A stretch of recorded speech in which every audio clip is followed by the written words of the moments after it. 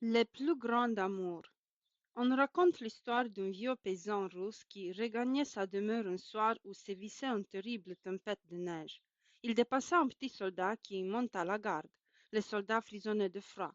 On l'avait appelé subitement et il n'avait pas eu le temps de retourner chercher son lourd vêtement doublé de fourrure.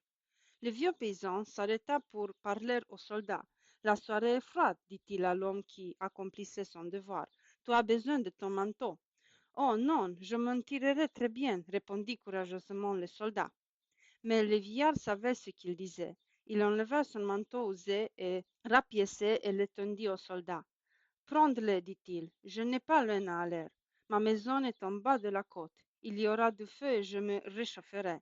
Le paysan mit de force son manteau dans les mains d'un planton et disparut dans les ténèbres. Le vent soufflait fort et la neige tomba de plus en plus serrée. Le froid saisit la paysanne en chemin.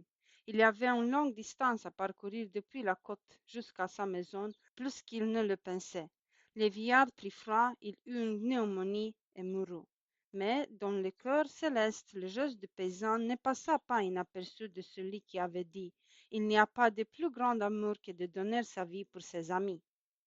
Au siècle dernier, alors que le navire sillonnait la mer à l'aide de vent et de voiles, un bateau quitta New York pour Liverpool.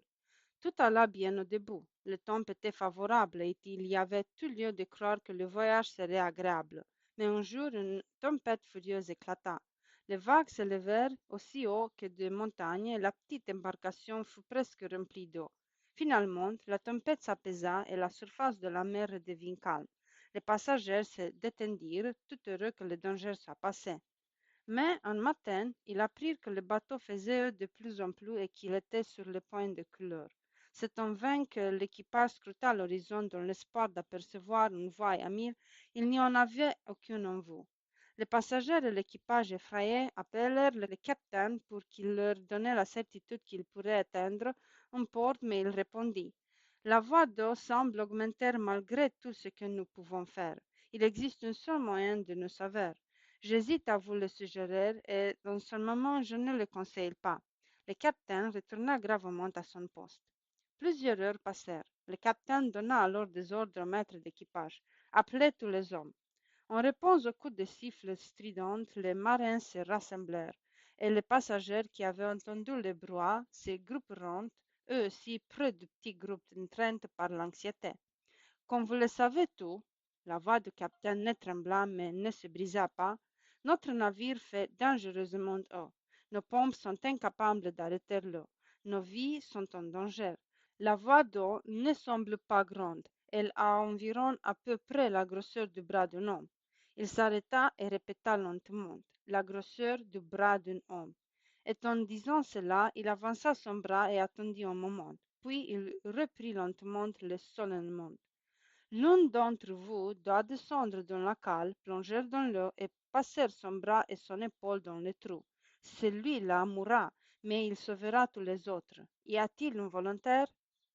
On raconte que le soleil, profitant d'une éclaircie, brilla de tout ce feu au moment où un jeune homme sortit des rangs de marins et regardait le capitaine dans les yeux dit J'irai, commandant.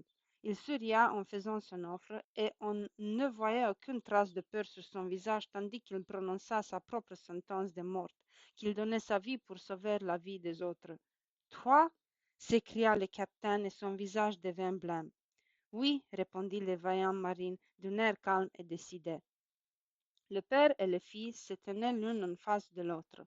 Les larmes remplirent les yeux du capitaine et sans honte, il les laissa couler le long de ses joues.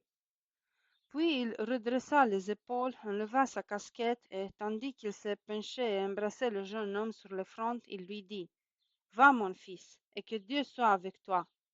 Quelques heures plus tard, quand le navire arriva dans un port, on trouva le jeune homme mort, mais son bras était passé dans le trou de sorte que le navire et tous ses passagers avaient été sauvés. Une scène semblable eut peut-être lieu dans le cœur céleste quand le Fils de Dieu s'offrit pour la rédemption de l'humanité perdue. Voici ce qui a été écrit. Tandis que les anges se voilaient la face, que le chœur des anges suspendait ses chants et que le vieillard s'agenouilla avec crainte alors s'avança le plus beau de tous, celui qui n'a pas eu son semblable depuis l'origine des temps et qui n'en aura pas. Et lorsque le temps ont été accomplis, les cieux s'ouvrirent et la terre le reçut, se moqua de lui, le maudit, cracha sur lui, le couronna d'épines et lui donna à porter une croix sur laquelle on le crucifia sur une colline appelée Calvaire. Vraiment, il n'y a pas de plus grand amour que de donner sa vie pour ses amis.